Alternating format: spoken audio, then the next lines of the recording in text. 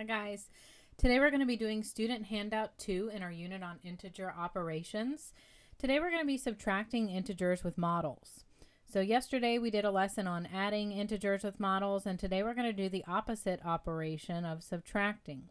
So subtracting integers, it just represents taking away something that is present. So if we have one marker and we take it away, that is representing subtraction. Today we're going to use the same counters that we used for adding. We're going to use plus signs to represent positive numbers, minus signs to represent negative numbers, and we're going to use minus and a plus sign together to represent a zero pair. So let's get started. The first direction says take away the necessary counters in order to model subtraction below. So I'm first going to model 6. Since it doesn't say a negative sign, that means this is a positive 6, and I represent that with 6 plus signs. If I'm going to be subtracting something, then I always need to transfer what I have over to my second box. In this case, that means I need to transfer over 6 plus signs before I can do my subtraction. This is directing me to subtract 4. So all I'm going to do is cross out 4 of my plus signs. And I have 2 positives left. So my directions in the third box tell me to write an equation to represent what I've shown here, and then tell what the solution is. So I know that I started with 6, and I know I took away 4, and when I did that, what was left was a positive 2. So let's get a little bit more challenging. 1 and 2 tell us to model the following equations and then solve. So we're going to use the same 3-step process. For number 1, it says -4 minus -2. So if I'm modeling the first number, I have to put 4 negative signs. And before I can subtract the second number, I need to write my 4 negative signs. So number 1 says minus a -2. So what happens when I'm subtracting a negative? I'm really doing the opposite operation. I'm really adding to it, because if I was going to add more negatives, that would give me a -6, but I'm taking away 2 negatives. So to take those away, I need to cross out 2 of these negatives. So -4 minus -2, I subtracted 2 negatives, and that gave me 2 negatives left. Now let's look at number 2. Number 2 says -6 minus a -3. I model the first number with 6 minus signs. Now I'm going to transfer my 6 negative signs over to the second box. And minus -3 means that I have to cross out or take away 3 of my negatives. 1, 2, 3. And what I'm left with is 1, 2, 3 negatives. So in essence, what's happening anytime I have negatives that I'm subtracting, I'm just taking these negatives away. I'm not adding more negatives to the group. I'm taking some of them away. I'm removing them.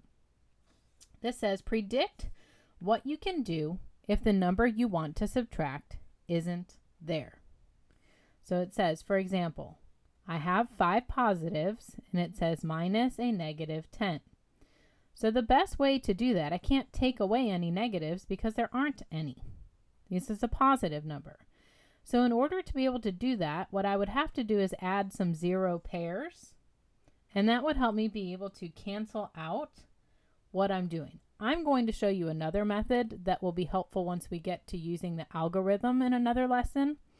That will help you to kind of transition to this process. So we can always add 0 pairs. And what happens when we're adding 0 pairs, in effect, we are just adding more integers to our number. I'm going to show you what that means. So we can add 0 pairs, and the reason we can add those is because they will not change the value of our equation. Positives and negatives cancel each other out.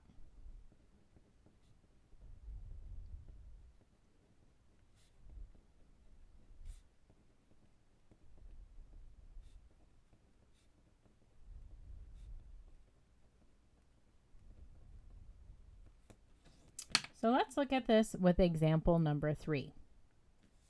So example number 3 tells us that we have 6 positives and we're going to subtract 2 negatives from it.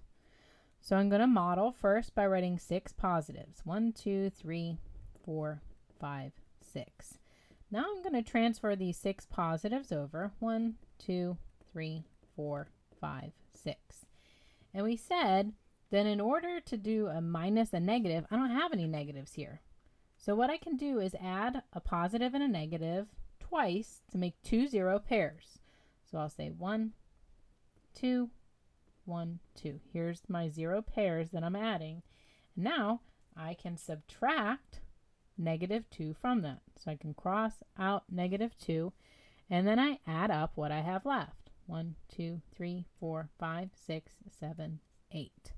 So I get a positive 8 when I add 6 minus a -2. What we're going to start talking about when we're minusing a negative, that's like a double negative, really what's happening mathematically is that we're adding 2 positives. So the way we're going to start getting the habit of writing minus a negative is that anytime we have minus a negative, we're going to kind of connect the dots. We're going to connect these 2 negatives together and we're going to change that into a plus sign. So now I'm not going to really be subtracting anymore. You can see that's not really what happened here. I added. So it's going to start turning into, instead of minus a negative, I'm connecting those 2 negatives together and creating a plus sign. And 6 plus 2 is 8. So you see really what we did was we had 6 and we actually added 2 to it because we took away those negatives. That's how we got 8. So we're going to get in the habit now of minus a negative really becoming a plus. So let's keep going and looking for some more examples. This says complete the problems below by adding 0 pairs where necessary. So we have for number 4, 5 minus -2. I always model the first number, 5 positives in this case. Now I transfer this number to my second box. 1, 2, 3, 4, 5. First I'm going to model by showing you the 0 pairs, and then I'll change the minus a minus into a plus sign to show you how our solution works. So this says that I need to subtract 2 negatives from it.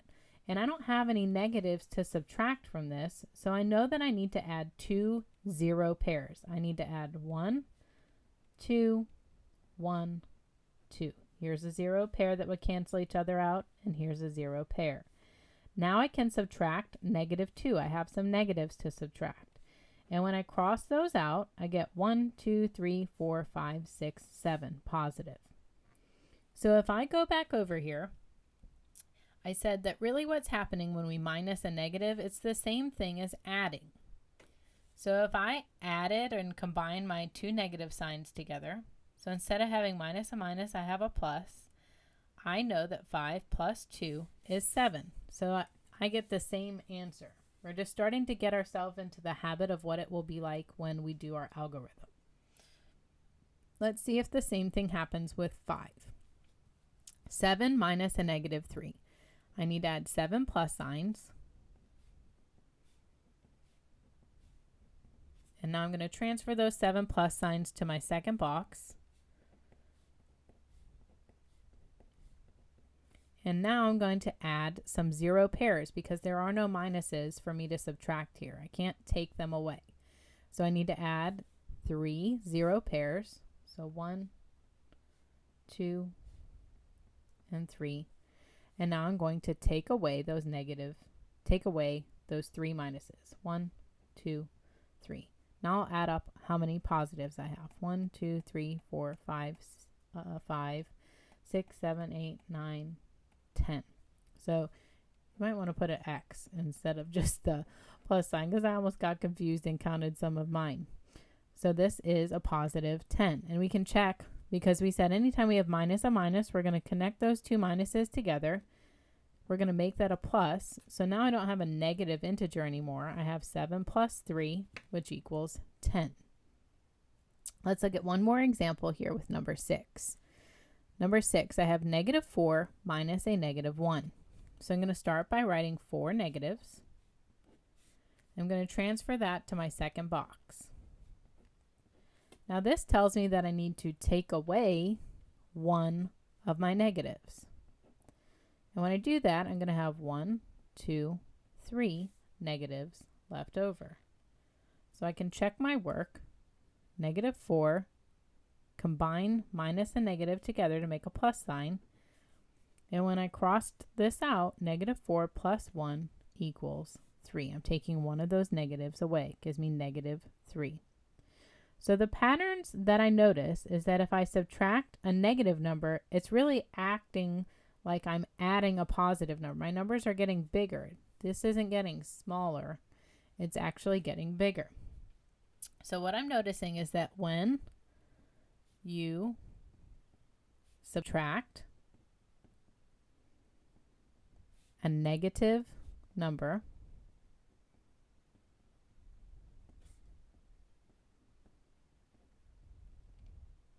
it operates or acts like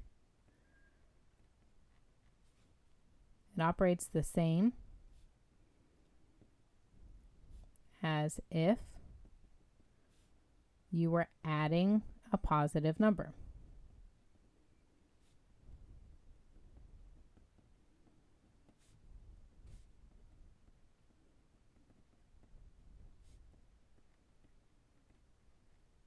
So up here with number 4, when we said 5 minus a negative 2, I subtracted some negatives off, but it really was acting like addition. I added some positives and I got a 7. I didn't say 5 minus 2 is 3. My integers didn't get smaller. They get bigger because it's doing the opposite operation of adding.